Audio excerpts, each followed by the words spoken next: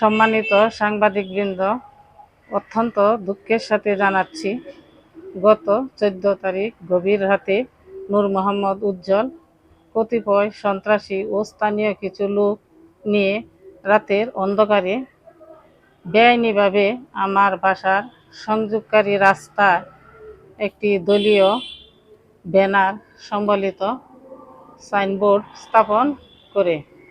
উল্লেখ্য যে এটি সম্পূর্ণ একটি শান্তিপূর্ণ আবাসিক এলাকা।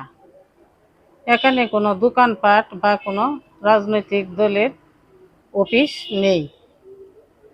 এমন একটি আবাসিক জায়গা রাস্তার মুখে রাজনৈতিক ব্যানার টাঙ্গানো অত্যন্ত নিন্দনীয় ও হাস্যকর।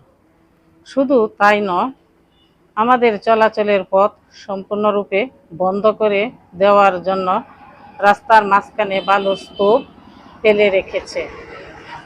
ফলে গত কয়েকদিন ধরে আমি এবং আমার পরিবার বাসা থেকে বের হতে পারছি না।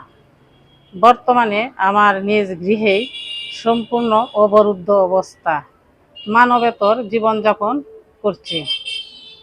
একজন শিক্ষা প্রতিষ্ঠানের কর্মী হয়েও আজ আমি ও আমার পরিবার চরম নিরাপত্তাহীনতায় ভুগছি।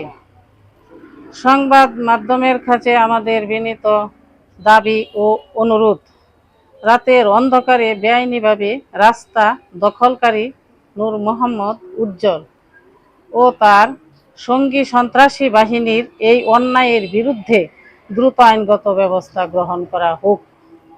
আমাদের চলাচলের রাস্তার উপর রাখা বালুর স্তূপ ও অবৈধ সাইনবোর্ড দ্রুত অপসারণ করে আমার কেনা রাস্তায় আমাদের অবাধ চলাচলের অধিকার ফিরিয়ে দেওয়া হোক।